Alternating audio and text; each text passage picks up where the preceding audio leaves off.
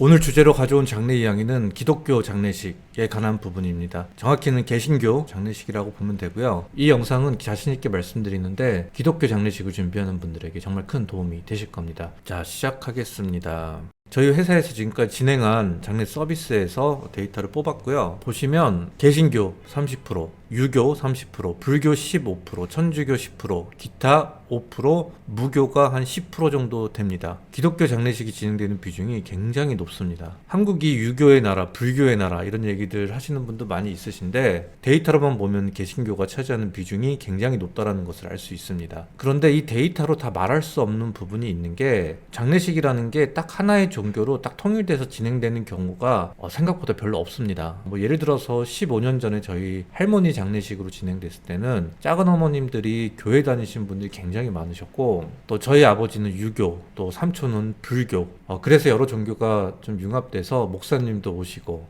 제사도 진행되고, 그래서 그런 부분까지도 좀 참고하셔가지고 기독교 장례식을 준비하시는 게 도움이 되실 겁니다.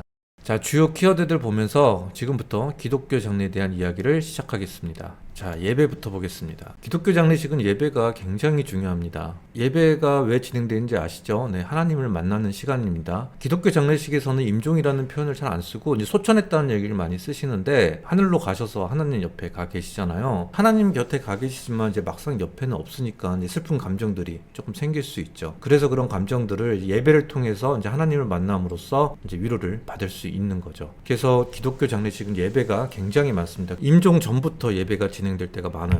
임종 예배라고 해서 이제 임종하실 즈음에서 이제 편안하게 이제 가시라고 예배가 진행되고요. 장례가 시작되면 이제 위로 예배, 2일차 입간 끝나고 입간 예배 진행되고, 3일차 발인 나가기 전에 이제 발인 예배, 그리고 화장장에서도 예배가 진행될 때가 있어요. 화구 예배라고 합니다. 또 장지에서 진행된 예배가 이제 안장 예배. 이 사이사이에 간단하게 진행되는 찬송의 시간, 기도의 시간들도 있는 경우도 있습니다.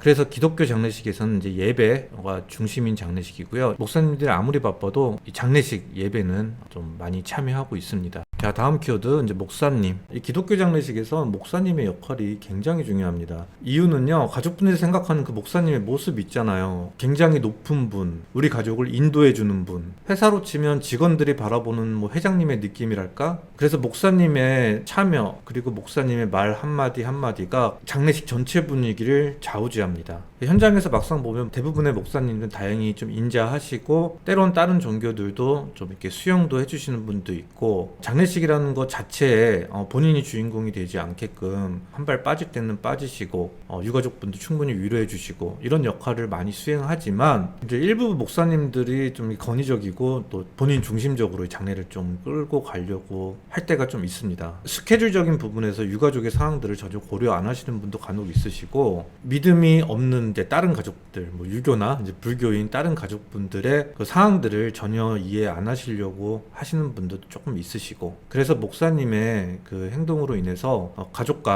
좀 이렇게 싸움이 나는 경우도 이제 간혹 볼 때가 있습니다. 그래서 목사님의 말 한마디, 행동 하나로 이 전체 분위기가 굉장히 위로가 되는 따뜻한 장례가 될 수도 있는 반면에, 장례식 자체가 목사님 중심이 된 목사님을 위한 장례식으로 가는 경우도 간혹 있다. 이렇게 좀 말씀드리겠습니다. 목사님 역할 굉장히 중요하고요. 가족분들도 목사님의 말씀이나 행동은 존중은 하되 이 장례의 주인공은 목사님이 아니라는 거, 고인이 먼저고 가족이 먼저고 믿음이 먼저고 하나님이 먼저라는 거를 기억하셨으면 좋겠습니다. 자, 목사님 얘기는 좀 예민한 주제가 될 수 있어서 넘어가겠습니다.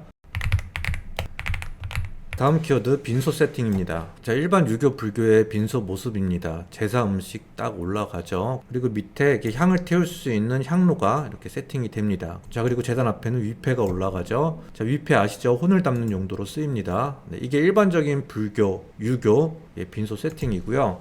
기독교는 다릅니다. 자, 기독교 빈소 모습입니다. 일단은 제사 음식 없죠. 자, 그리고 십자가, 성경책 올라가죠. 향로가 없습니다. 네, 조문은 헌화로, 국화꽃으로 보통 많이 받고 있습니다. 그리고 제단 앞에 성경책을 이렇게 꽃으로 장식을 하는 경우도 있고, 평소 자주 보던 성경 구절 그 페이지를 열어놓는 경우도 있고요. 그 앞에 이게 뭔지 아세요? 성경 구절 필사한 거죠. 그래서 필사한 공책들 다 가지고 오셔서 제단을 꾸미시는 분도 있으십니다. 자, 기독교 장례식에서 기본 기본 빈소 세팅은 위패 대신에 명패가 올라간다, 그리고 향로가 없다, 그리고 제사 음식이 없다, 그리고 조문을 받을 수 있게 헌합꽃을 준비한다. 뭐 이 정도만 말씀드리면 될 것 같아요. 자, 조문 예절에 관련된 거 말씀드리겠습니다. 기독교 장례식의 기본 조문 예절은 절을 하지 않고 향을 태우지 않는 겁니다. 네, 다 아시죠? 그래서 빈소에 이렇게 조문 예절 안내 문구가 있는 경우도 있습니다. 본 장례는 기독교 예식으로 영정에 절은 하지 않습니다. 헌화와 기도로 조문을 부탁드립니다. 열방교회. 네, 교회에서 세팅을 해줬네요. 하지만 처음에도 말씀드렸다시피 기독교 종교로 모두를 다 통일하는 게 쉽지 않을 때가 많습니다. 특히 조문 오시는 분들은 정말 다양한 종교를 가진 분들이 많이 올 수 있잖아요. 그래서 이렇게 다양한 종교를 존중하는 모습도 생각보다 많이 볼 수 있습니다. 자, 기독교 장례입니다. 딱 명패 있는 거 보면 기독교 장례라는 걸 알 수 있죠. 하지만 밑에 향로도 준비되어 있다는 걸 볼 수 있습니다. 이거는 가족분들끼리 종교가 다른 이유일 수도 있지만 보통 이런 경우에는 다양한 종교를 가지고 계시는 조문 오시는 분들을 위한 배려일 때가 더 많이 있습니다. 이렇게 향로를 올릴지 말지에 대한 선택은 가족분들이랑 상의해서 결정하시면 됩니다.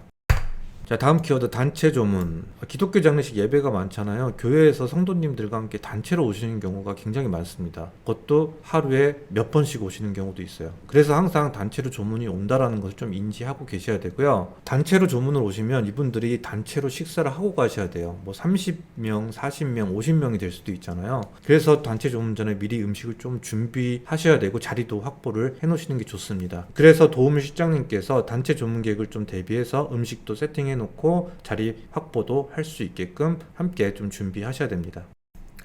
자, 일요일 발인. 이게 무슨 얘기냐면 장례식은 보통 3일장으로 진행되잖아요. 근데 금요일날 임종하셨어요. 그러면 3일차가 되는 날이 일요일이 됩니다. 자, 근데 일요일 날은 교회에서 주일이죠. 목사님, 성도님들이 교회 가는 날입니다. 그래서 발인하는 날 목사님, 성도님들이 장례식 발인 일정에 참여 못하는 경우가 종종 생깁니다. 이 이유 때문에 기독교 장례식에서 일요일날 발인하지 않고 하루 더 연장해서 월요일날 발인을 하는 경우도 한마디로 4일장이 되는 거죠. 이거에 대한 선택 또한 유가족의 몫입니다. 꼭 목사님, 성도님들이 발인에 참여해야 된다, 이게 중요하다라고 하시면 일요일 발인을 피해서 4일장 하시는 거고, 그래도 장례 일정이 더 중요하다라고 생각하시면 주일날 이제 발인 나가시는 거죠. 중요한 얘기일 수도 있고 아닌 얘기일 수도 있는데 이런 상황이 생길 수 있다라는 거를 미리 알아두시는 것도 도움이 되실 겁니다. 자, 다음 키워드 비기독교 가족 갈등. 이거 참 잘못하면 진짜 머리 아프고 싸움 납니다. 네, 재밌는 그림이죠. 네. 실제 지금 대한민국에서 이런 가정들이 생각보다 굉장히 많습니다. 아까 처음에 말씀드렸지만 저희 15년 전 저희 할머니 장례 때도 이런 모습이었고요. 뭐 이거는 방법이 없습니다. 가족 간 서로의 종교를 좀 존중하고 이해하려고 하는 노력이 가장 중요하고요. 아까 처음에도 말씀드렸지만 목사님의 역할도 굉장히 중요합니다. 한 종교로 통일하는 게 솔직히 제일 좋긴 해요. 네, 그래서 가능하면 통일할 수 있으면 통일하시고 그렇지 못하면 서로 존중하면서 평화롭게 절차 준비하시기 바랍니다. 자, 다음 키워드 볼게요. 단골 찬송과 감사 헌금. 내용 간단하게 짚고 넘어갈게요. 장례식 현장에서 제일 많이 불리는 단골 찬송가 4개. 자, 1번 저 높은 곳을 향하여. 자, 2번 전국에서 만나보자. 자, 3번 날빛보다 더 밝은 천국. 자, 4번 하늘 가는 밝은 길이. 자, 이렇게 4개가 기독교 장례식에서 가장 많이 쓰입니다. 장례식 3일장 끝나고 이제 돌아오는 주일날 다시 교회 가셔야 되잖아요. 자, 이때 감사 헌금을 좀 준비하시는 가족분들이 있으시죠? 목사님도 오셨고 성도님도 많이 오셔가지고 참여해 주셨잖아요. 기도해 주시고. 그래서 그 감사한 의미를 이제 헌금으로 내는 건데 보통은 50만 원 정도를 많이 준비한다 얘기를 들었고요. 좀 적게 내시는 분들은 한 30만 원 정도. 그리고 좀 규모도 있었고 뭐 합창단도 오고 뭐 중창단도 오고 한 100에서 한 200만 원까지도 준비하시는 분이 있다. 뭐 이렇게 저는 알고 있습니다. 참고하시기 바랍니다. 제가 준비한 기독교 장례에 대한 정보는 여기까지입니다. 장례 준비하는데 조금 도움이 되셨길 바라고요. 저희 별이되어 상조가 기독교 장례 진행도 정말 많이 하고 있는 업체입니다. 저희 장례주사분들이 또 교회 다니시는 분들이 많으셔서 이 기독교 장례에 대한 그 본질도 많이 알고 있고요. 절차에 대한 그런 노하우도 많이 있고요. 참고하시고요. 다음 시간에는 뭐 유교나 불교 장례에 대한 컨텐츠도 따로 만들어 볼 테니까요. 다음 컨텐츠도 시청 꼭 부탁드리겠습니다. 자, 이만 마치겠습니다. 샬롬, 샬롬, 샬롬, 샬롬.